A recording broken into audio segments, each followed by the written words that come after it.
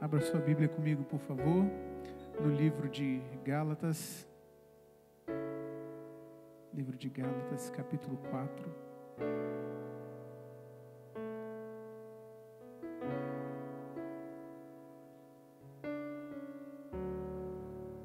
Gálatas, capítulo 4. Ficaremos entre o verso 1 e 2. Gálatas, capítulo 4, verso 1 e 2. Senhor é bom.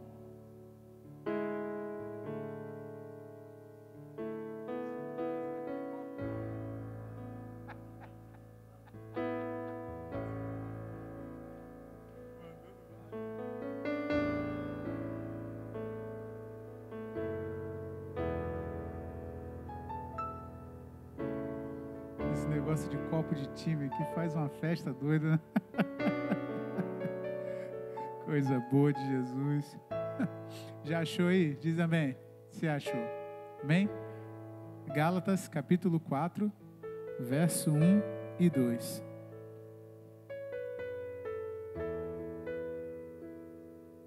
Providencial.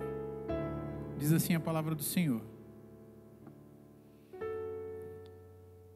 Digo, pois, que durante o tempo em que o herdeiro é menor, em nada difere do escravo, posto que ele é senhor de tudo, mas está sob tutores e curadores, ao tempo predeterminado pelo Pai. Vamos ler mais uma vez? Digo, pois, que durante o tempo em que o herdeiro é menor, em nada difere do escravo, posto que ele é senhor de tudo, mas se está sob tutores e curadores, até ao tempo predeterminado pelo Pai. Até aqui nós vamos nessa noite, e eu queria refletir com você um pouco nessa noite, acerca do tema do nosso ano, né? Eu sei que você já viu esse banner bonitão, lindão que está aqui, né? Ele foi inaugurado na nossa noite da virada, o culto da virada, não é verdade? E aí nós vemos daqui, na verdade, esse banner que está escrito: vivendo em Deus o poder do crescimento, o ano do crescimento. Amém? Você recebeu essa palavra em nome de Jesus? Recebeu mesmo? Que esse ano é o ano do seu crescimento? Você recebeu isso como algo profético para a sua vida? Sabe, eu não sei se você já reparou, mas no nosso corpo, à medida que crescemos, tudo cresce, né? Quando olhamos para a vida dos nossos filhos, dos nossos pequenos, nós percebemos que à medida que o pé cresce, o sapato cresce, a roupa também cresce. O que eu estou querendo dizer com isso? Eu estou querendo dizer o seguinte, meu irmão, que não dá para você crescer numa área da sua vida e deixar as outras áreas para trás. O que Deus tem para nós, o que Deus tem para você, o que Deus tem para a sua casa, para a sua família, não é um crescimento como se fosse uma anomalia. Aquilo que cresce só de um lado, mas de outro, continua estagnado. Isso não é crescimento saudável, isso é anomalia. Faz sentido para você? Porque para mim faz muito sentido. Deus não quer que nós cresçamos numa só área da nossa vida e as outras fiquem estagnadas ou atrofiadas. O que Deus quer é que nós cresçamos em tudo, e de repente domingo a gente vai bater um outro papo sobre isso, mas Gálatas capítulo 4 diz assim: cresçamos em tudo naquele que é o cabeça. Um crescimento saudável é um crescimento que alcança a nossa família. Um crescimento saudável é um crescimento que alcança o nosso relacionamento com os nossos filhos. Um crescimento saudável é um crescimento que alcança as nossas finanças. Um crescimento saudável é um crescimento que alcança a nossa vida espiritual, a nossa devoção, a nossa aplicação à palavra de Deus. Um crescimento saudável é um crescimento que proporciona uma qualidade ou qualificação nos nossos relacionamentos, na nossa comunhão com os nossos irmãos. É isso que Deus tem para nós. E pensando nesse tema, pensando nessa circunstância e orando, na verdade, pedindo a Deus uma palavra, falando com Deus acerca do que a gente poderia meditar nessa noite. Deus me deu esse tema que eu vou falar agora com vocês. Maturidade é sinônimo de crescimento. Amém? Você consegue repetir comigo? Eu sei que é enjoado, é chato, mas é muito didático.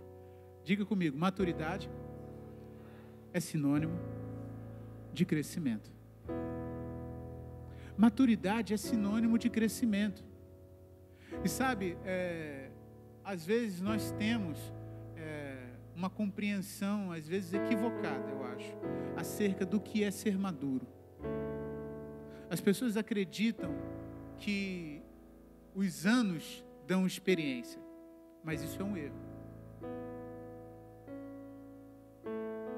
O que dá experiência é aquilo que você passa no decorrer dos anos. Se você leva, eu vou tentar explicar melhor para que a gente possa entender melhor.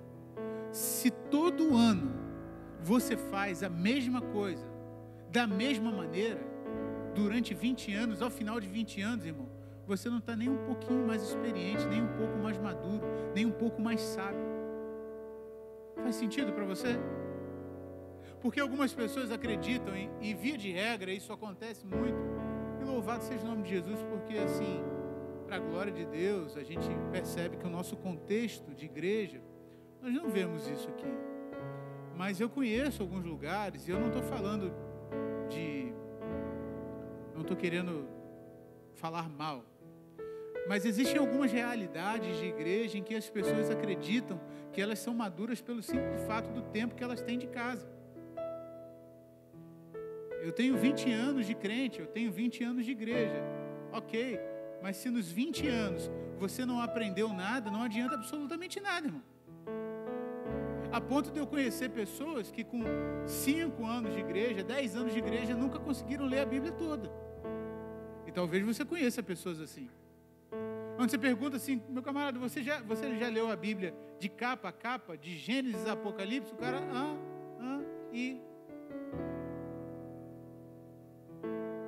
Tem gente que ganha espaço no altar para cantar e para ministrar, mas o cara não sabe qual é a relação dos livros da Bíblia.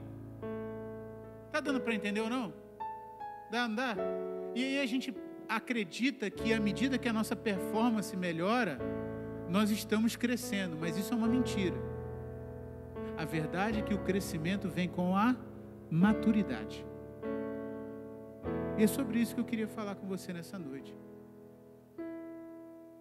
Sabe, o contexto da igreja de Gálatas é muito curioso, porque o contexto da igreja de Gálatas foi firmada, ou foi fundada, melhor dizendo, por Paulo, o apóstolo Paulo. Foi logo no começo do ministério do apóstolo Paulo, e ela tinha uma influência de uma cultura religiosa muito grande, muito forte, a ponto de Paulo dizer, no capítulo 3, verso 1, se você está com a sua Bíblia aberta, você pode olhar aí, e você pode perceber que ele diz assim: ó Gálatas insensatos, quem vos fascinou a vós outros, ante cujos olhos foi Jesus Cristo exposto como crucificado?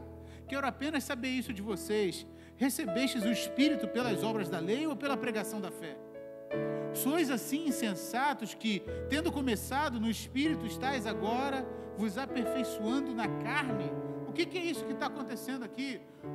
A igreja de Gálatas tinha sido firmada por um princípio sólido, uma doutrina boa, algo espiritual. O Espírito Santo comandava a vida dos crentes em Gálatas, dos discípulos em Gálatas. Só que em determinado momento eles ficaram muito fascinados com algo chamado religiosidade. Repita comigo: religiosidade. Meu Deus, não faz comigo não. Agora eu preciso de mais ânimo. Vamos lá? Religiosidade. Isso aí, religiosidade. Eles foram alcançados pela religiosidade, eles começaram a valorizar. O capítulo 3, verso 1 em diante, você pode ver isso. E o que é religiosidade, pastor? E eu pesquisando, tem um autor que eu gosto muito, talvez você tenha até uma Bíblia que ele transcreveu, a Bíblia, a Mensagem. O nome desse autor é Eugene Peterson. Ele diz o seguinte, preste atenção, ele diz o seguinte: quando alguém adere a alguma prática religiosa, uma das primeiras atitudes é transformar a religião em instrumento de manipulação. Não é à toa que algumas pessoas que conheceram a religião apenas nesses termos se sentiram libertas quando abandonaram esses lugares. Será que faz sentido para você? Um lugar onde as coisas são feitas simplesmente porque existem regras. E foi por isso que eu orei na hora da nossa entrega, dos nossos dízimos e das nossas ofertas, para que a nossa mente transicionasse ou mudasse a mentalidade, para que a gente não viesse aqui por esse corredor, entregasse, colocasse ou depositasse naquele gasofilaço. Na minha época a gente chamava de gasofilaço, né? Ou então fizesse uma transferência bancária como se fosse algo ritualístico, mecânico, mas sem vida, porque não é.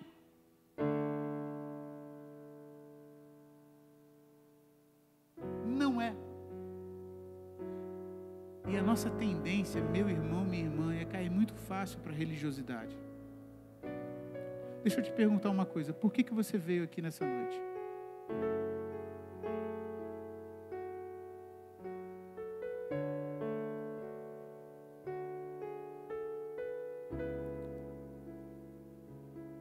Onde 2 ou 3 estiverem, ali eu estarei. Não se trata da quantidade de gente, não se trata da qualidade do som, não se trata do conforto do lugar, se trata da presença manifesta de Deus. Consegue compreender? Só que é muito fácil, irmão, muito fácil a gente cair numa mentalidade religiosa. Muito comum a gente cair numa mentalidade religiosa. Pastor, me dá um exemplo de mentalidade religiosa. Mentalidade religiosa existe, via de regra, onde existe divisão. Todo lugar em que há divisão, existe manifestação religiosa. Porque, via de regra, o religioso sempre se sente melhor do que o outro. Acha que é mais puro, mais santo, mais correto, mais honesto, mais sério, mais dedicado, mais esforçado. Às vezes até o é. Às vezes até é. Mas o seu deleite, o seu prazer é saber que está sendo dedicado. E aí sabe o que acontece? Passa a viver pelo próprio mérito e não pelos méritos de Jesus. Onde há divisão, diferenciações, escalas de quem é maior ou quem é menor, quem é melhor e quem é pior. Já viu isso? Irmão, a quantidade de vezes que eu vi isso na minha vida, antigamente eu posso contar, porque nem o pastor Heber nem o Fernandinho estão lá, então está tudo certo. E o pastor Adonias é um cara tranquilo. Mas quando eu era membro da segunda igreja de Campos, segunda igreja batista de Campos, tinha um negócio curioso que acontecia, inclusive em período de férias. O pastor Heber conta algo muito curioso, Tiagão. Ele fala o seguinte, que no período de férias não sabia se o pastor Heber iria tirar férias em janeiro ou em fevereiro. Então, quando dava sexta-feira à tarde, tinha uns irmãos que começavam a ligar para a secretaria da igreja.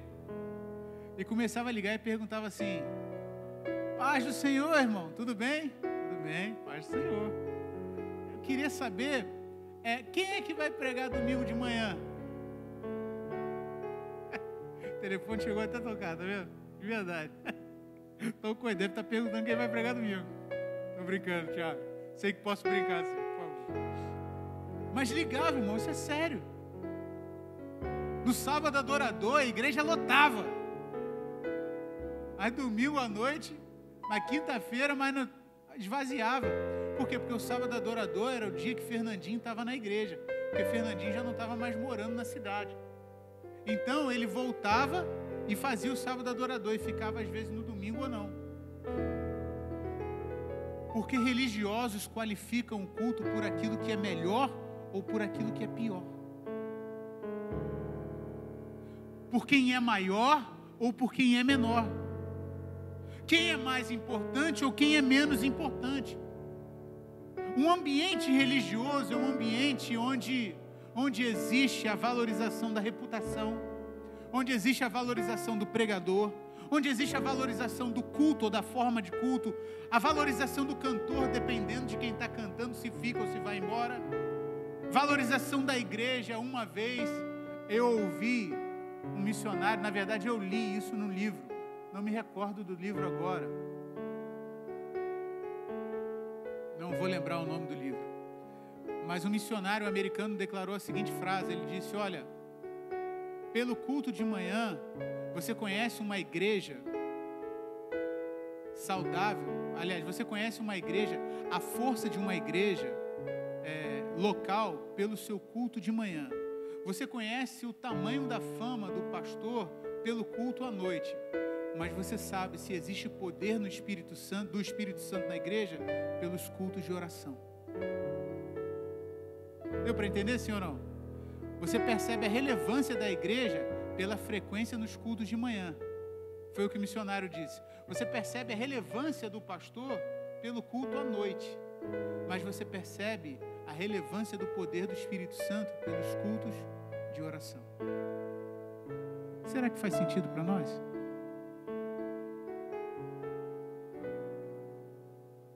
Esta é a influência do mundo sobre a religião. O que é religiosidade, pastor? É a influência do mundo na religião. Talvez você já tenha ouvido dizer, louvado seja o nome de Jesus, falo com inteireza, esse não é o nosso caso. Mas a Bíblia diz que quem está de pé, cuide-se para quê? Para que não caia. Já ouviu aquela frase? O mundo está entrando dentro da igreja. Lembra? Só os mais velhos vão lembrar aí, a galera mais nova não vai lembrar. Mas na época era um problema louco. Falavam que bateria era instrumento do diabo, guitarra então nem se falava. O mundo estava entrando na igreja. O mundo não entra na igreja quando uma guitarra entra. O mundo entra na igreja quando a religiosidade começa a tomar conta da nossa vida.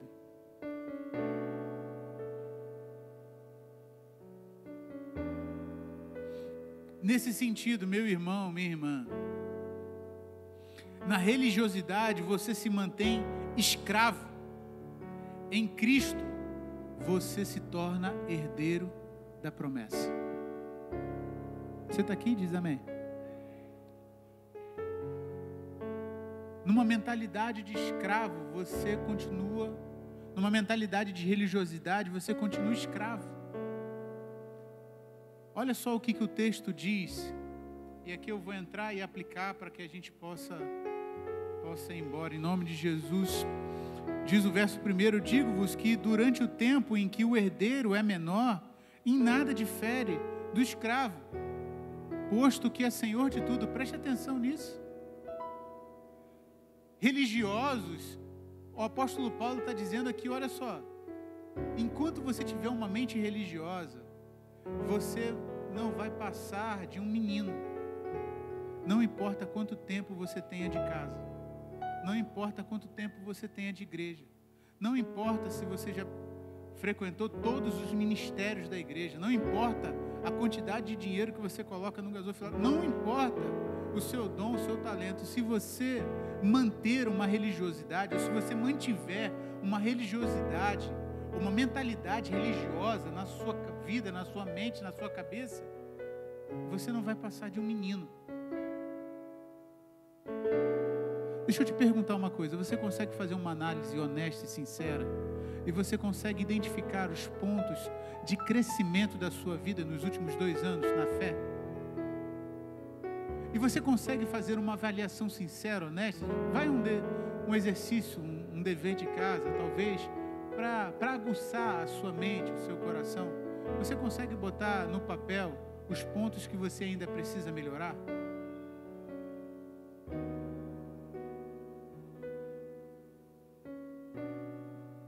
Porque uma mentalidade de menino, de escravo, não consegue enxergar os seus próprios erros. Não consegue enxergar aonde está errando, aonde está falhando.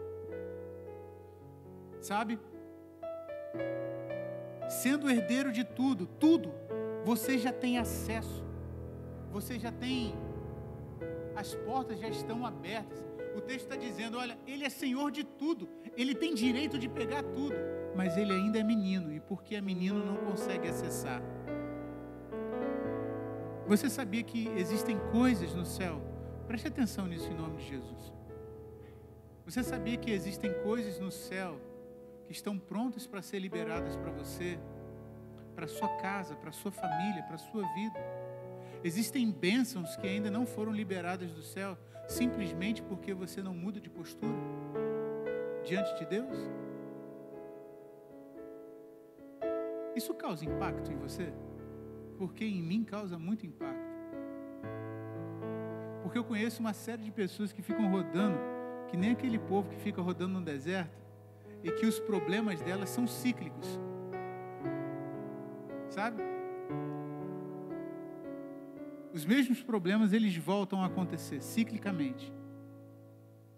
Passa ano, entra ano. Passa ano, entra ano. E os mesmos problemas acontecem. Aquela fraqueza, vontade de ir embora, inconstância, lentidão, mornidão, descaso. Às vezes está muito feliz, às vezes está muito triste. Às vezes está voando, está no óleo. Às vezes, meu irmão, o culto pode estar pegando fogo que o cabra não... Menino, menina, não vai receber de Deus.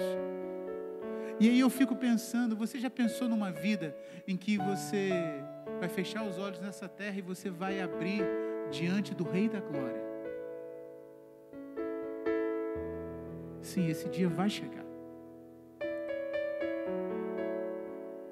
E pensa, irmão, pensa, minha irmã, olhar naquele dia e perceber que Deus tinha tanta coisa para fazer através da sua vida.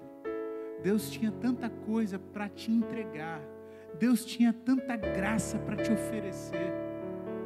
Você podia ser alguém extraordinariamente usada por Deus. Você poderia ser alguém que tinha domínio de todas as coisas, mas você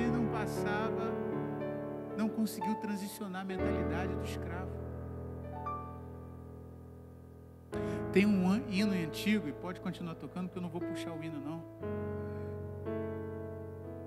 Mas era um hino que cantava, um hino da harpa cristã, ou do cantor cristão, que toda vez que cantava aquele hino eu ficava deprimido, dava vontade de chorar, ir embora, né? Eu não sei se você já ouviu aquele hino. Perdoa-me, Senhor, por tantas vezes que eu falhei. Essa dói, não dói? Perdoa-me, Senhor, escuta a minha oração, Senhor. Desejo aqui viver para o teu louvor. Ensina-me a agir, o teu dever cumprir, e frutos dignos dedicar a ti. Só que a música toda é pedindo perdão porque eu falhei, perdão porque eu errei, perdão porque eu não consegui, perdão porque... E aquilo, eu falei, meu Deus, que vida miserável é essa, em que o camarada, a única coisa que ele consegue pedir perdão, e essa música canta, e aquilo canta, é lógico que é uma música de reflexão, de introspecção, de fazer você olhar para dentro de si e perceber que o tempo está passando, irmão. Esses dias, Natália, eu estava sentado assim no sofá, na cama lá, nossa, e ela saiu correndo com a cabeça assim, olhando, olha aqui, vou contar, né? Para a glória de Jesus, né? Olha aqui. Eu falei, o que eu tô vendo nada, mano? Tá com piolho? O que é isso? Ela, não, olha aqui. Tá vendo não? Aí eu vi uns 2 fiozinhos brancos balançando assim, ó. Tá balançando fio branco, mano? Amor, meu cabelo tá ficando branco, meu Deus do céu. Eu falei, ó, tu pinta ou então vira platinado, vai ficar bonitona e tal. Gente, dá uma olhada no espelho. Quando você chegar em casa hoje, dá uma boa olhada. Porque 2023 vai acrescentar algumas rugas. Talvez alguns cabelos vão ficar brancos e talvez, me permita, eles nem vão existir mais.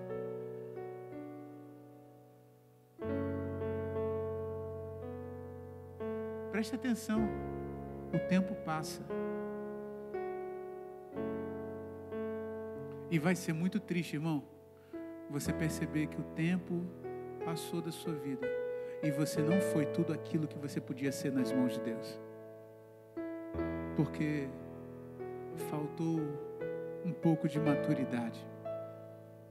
Maturidade é a nossa capacidade de crescer, de evoluir em Deus, sabe? Viver pelos padrões da religiosidade nos deixará sempre infantis, inaptos para a herança. Eu queria te animar nessa noite, em nome de Jesus, a dizer que existem coisas extraordinárias que você pode acessar em Deus. Como assim, pastor? O quê?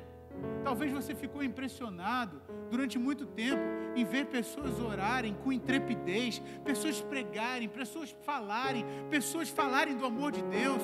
De repente você ficou impressionada com alguém que, num determinado tempo da vida, terminou o curso ou a faculdade que você tinha tanta vontade de fazer. De repente você fica impressionado com aquilo que as pessoas conseguem realizar, e você olha para dentro de si e acha que não é capaz. Deus está dizendo: amadureça para que você consiga acessar outros lugares em Deus. Maturidade, irmão. Ser infantil é se submeter a uma vida de escravo. Preste atenção. Lembra do texto do filho pródigo? Eu sei que você lembra. Lembra daquele texto? E o filho vai e pega tudo que o pai consegue recolher da herança que é dele. Ele pede a herança do pai em vida ainda, vai, gasta tudo. Quando acaba o dinheiro, ele vive no meio dos porcos, cai em si e volta para casa. Quando ele volta para casa, preste atenção nisso, irmão. Quando ele volta para casa, ele dá de encontro com seu pai, o seu pai o recebe de volta, coloca um anel no dedo, sandália nos pés, veste limpa, mata aquele bezerrão, meu irmão, e pega aquela picanha maravilhosa e... Alô, Felipe, deixa isso pra lá. Tô brincando. Eu falei que eu levo, hein? Pega aquela picanha maravilhosa e queima. Diz o texto que o irmão mais novo, não, irmão, tinha um irmão do filho pródigo que não queria comparecer na festa. Quem era? Era o irmão que mais novo? Não, vamos lá, vem junto comigo. Era quem? O irmão mais velho. O irmão mais velho olhou e falou assim: olha, tanto tempo eu trabalho aqui, o senhor nunca me deu um cabrito, nunca fez nada por mim. Esse teu filho que chegou aí agora, o senhor mata até um boi, faz um churrascão desse aí, o senhor nunca me deu nada para poder comemorar com os meus amigos. Filho, tudo que eu tenho é seu. Sabe o que é isso, irmão? É o filho mais velho que ainda se parece com um escravo. Tempo de casa não quer dizer tempo de maturidade.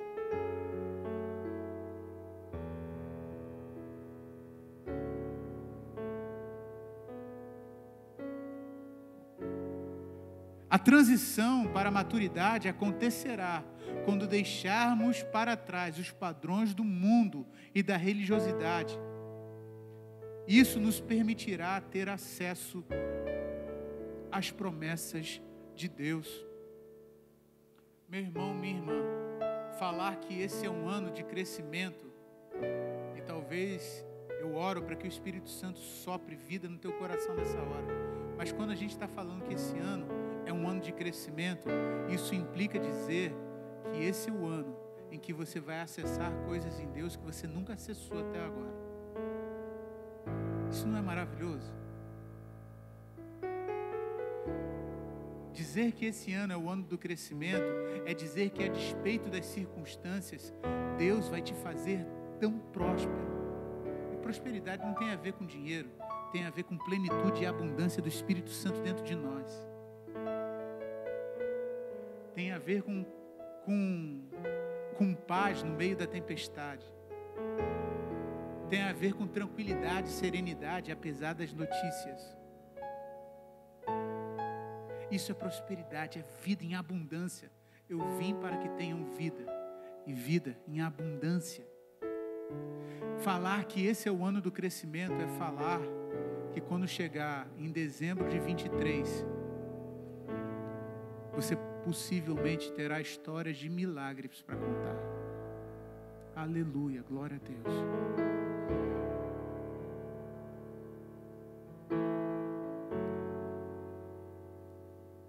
Filhos maduros, preste atenção nisso para terminar. Pastor, como que eu alcanço maturidade? Eu entendi, pastor, se maturidade não é só viver da maneira que muitas das vezes a gente é impelido a viver, como que se amadurece, como que se matura na presença de Deus, como que se torna, como que se faz isso, pastor? Está escrito aqui, meu irmão, o verso 3, sua Bíblia ainda está aberta, e aqui a gente vai terminar. Diz assim: assim também nós, quando éramos menores, estávamos servilmente, ou seja, como servos, sujeitos aos rudimentos do mundo. Vindo, porém, à plenitude do tempo, Deus enviou seu Filho, nascido de mulher, nascido sobre a lei, para resgatar aqueles que estavam sobre a lei, a fim de que recebêssemos a adoção de filhos. Aleluia. E porque vocês são filhos, Deus enviou ao nosso coração o Espírito de seu Filho que clama: Abba, Pai, de sorte que já não é escravo, porém filho, e sendo filho, também herdeiro de Deus. Deixa eu te dizer uma coisa, meu irmão, crente pode parecer polêmico, mas é a verdade da palavra de Deus. Crente não herda o reino de Deus, nem as promessas de Deus. Deixa eu te dizer uma coisa, com temor e tremor, mas com ousadia e com coragem, batista não herda as promessas de Deus, presbiteriano não herda as promessas de Deus, assembleano não herda as promessas de Deus, os filhos herdam as promessas de Deus. Deu para entender? Só os filhos herdam as promessas de Deus. Pastor, como que eu posso amadurecer? Meu convite para você nessa noite é: cresça, mas cresça primeiro para baixo. Cresça, mas cresça primeiro em profundidade com Deus. Cresça em intimidade com Jesus, a ponto de perceber o Espírito Santo dizendo para você assim: você é meu filho amado, você é minha filha amada, eu tenho prazer em estar aqui com você, eu quero passar tempo com você. Clama a mim e responder-te-ei, anunciar-te-ei coisas grandes e firmes que ainda não sabes. Vem para perto de Deus, mergulha em Deus, deixa a paternidade de Deus tomar o seu coração, levantar você e fazer você enxergar a vida de outra maneira. Deixa o Espírito Santo dizer você quem você é. Ainda quando tiver tudo acontecendo, o caos, as notícias, a pressão da vida, do dia a dia, da rotina, sabe, quando o boleto chegar, irmão, e não tiver dinheiro na conta, deixa o Espírito Santo dizer para você que você não é alguém que tem que produzir, você é alguém que pode desfrutar, porque você é filho. Aleluia. Os filhos não sobrevivem, os filhos vivem em abundância. Aleluia. Irmão, pega esse negócio, leva para a tua vida. Nunca os deixarei, jamais os abandonarei.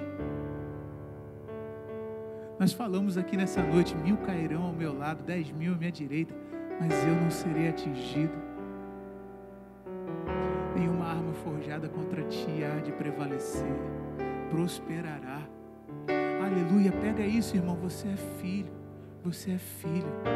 Às vezes a gente está só sobrevivendo, irmão. A gente está no modo automático, mecânico, que acaba jogando a gente para uma vida religiosa. A gente vem para o culto, sai, volta. E eu não estou falando que isso é maldade, não. Isso é a vida que nos impõe. Essa realidade de não conseguir fazer assim, ó. Deus está aqui, está tudo bem, vai ficar tudo bem, papai está aqui. Você já teve a experiência de fazer isso com seu filho? Talvez sim. Seu filho ou sua filha berrando, chorando absurdamente, quando você chega perto, o abraça e dá um beijinho e fala assim, ó, papai está aqui, já passou. Para de chorar na hora. Sabe por quê? Porque a presença do pai acalma o coração dos filhos. Deixa a presença do papai acalmar seu coração. Para de sobreviver, começa a viver. E aí você percebe que a plenitude de Deus vai alcançar a sua vida. E as pessoas vão falar, me permita a expressão, não quero ser indecoroso, Mas as pessoas na rua vão falar assim: rapaz, o pau está quebrando de quina aí fora. Como é que você está rindo? Eu estou rindo porque eu tenho um Pai. Eu estou rindo porque céus e terra passarão, mas a palavra dele jamais passará. Eu estou rindo porque pode ter trocado de presidente, mas o céu não trocou de rei. Aleluia. A faixa mudou, mas o trono ainda continua ocupado pelo Cordeiro de Deus. Esse é um ano de crescimento. Cresça, flua na graça de Deus. Pare de se sentir pressionado, pressionada. Pare de viver no automático. Deus tem vida em abundância para você. Deus tem vida em abundância para sua casa, para sua família. Deus tem vida em abundância. Deus quer te dar bênçãos sem medida. Deus quer fazer tanta coisa linda prosperar. Meu Deus do céu, esses dias eu vi uma palavra tão extraordinária, mas tão extraordinária. Meu Deus. Em tempos de crise, Deus faz a gente habitar nos montes. Sorria. Respire fundo. Sinta o gosto da comida, irmão. Preste atenção nisso em nome de Jesus. Eu não sei nem por que eu estou falando isso, mas eu acho que o Espírito Santo está falando com alguém aqui. Sinta o gosto da comida, porque é Deus que está colocando na tua mesa. Sinta o prazer de comer. Olhe, beije seu marido, beije sua esposa, abrace, sinta o cheiro. É vida, vida em abundância. Eu vim para que tenham vida, vida em abundância. Meninos não conseguem acessar. É por isso que o apóstolo Paulo, preso, encarcerado, com corrente nos pés, comida ruim na frente dele para comer, ele disse na carta aos Filipenses: alegrai-vos no Senhor. Outra vez digo, alegrai-vos no Senhor. Irmão, eu oro, minha irmã, eu oro nessa noite para que a maturidade de Deus te alcance e você não sobreviva nesse ano, você viva a plenitude de tudo aquilo que Deus tem para você, para sua casa, para sua família, para os seus negócios, para a sua vida. Queria orar por você de verdade. Se coloque de pé no seu lugar. Vamos orar. Santo Deus, muito obrigado. Muito obrigado, Pai. Nós tomamos posse, aleluia. Nós tomamos posse, Senhor, da Tua presença.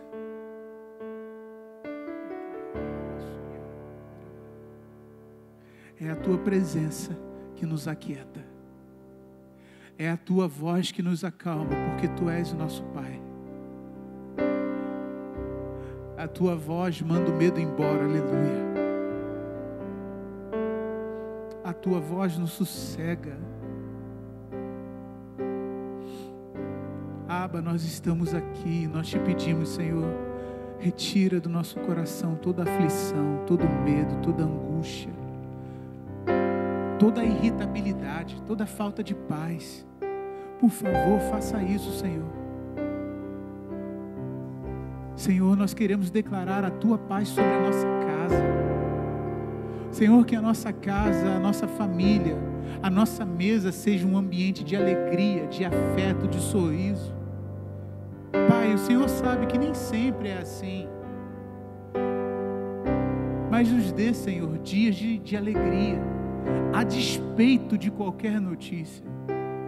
Não porque nós somos alienados, loucos, porque nós não nos preocupamos com aquilo que está acontecendo ao redor de nós, não, Senhor. É porque nós confiamos em Ti, porque confiamos em Ti, nós estamos seguros nas Tuas mãos. Nos ajude nesse ano de verdade a crescer, Pai. Nos ajude a desenvolver uma vida tão extraordinária, Senhor, que na nossa vida e através da nossa vida, pessoas sejam curadas, libertas, transformadas, salvas pelo poder do Espírito Santo que habita dentro de nós. Não nos deixe cair na religiosidade. Não nos deixe cair, Senhor, numa rotina estéril. Mas deixa-nos, Senhor, viver cada dia com a consciência da Tua presença, vivendo o Teu sobrenatural, vivendo o extraordinário e devolvendo para Ti toda a honra, toda a glória, toda a dignidade, toda a exaltação, todo o louvor. Nós queremos Te amar mais e mais. Nós queremos, ó Deus, abre os nossos olhos para ver. Porque enquanto alguns veem, ó Deus, os montes cercados de inimigo, nós vemos, Senhor, assim como o profeta disse, mais são os que estão conosco do que os que estão com eles, aleluia. Enquanto, ó Deus, talvez nós nos sentimos, ou estamos nos sentindo cercados por inimigos, ó Deus, a verdade é que os anjos do Senhor estão acampando ao nosso redor e nos livrando do maligno, aleluia. Deixa essa palavra entrar no nosso coração e mudar a nossa maneira de andar. Deixa essa palavra entrar no nosso coração e mudar a nossa maneira de pensar. Deixa-nos crescer, Senhor, para a glória do Teu nome. Nós oramos em nome de Jesus. Amém e amém. Aleluia, aleluia. Bendito seja o nome do Senhor. Eu queria só te lembrar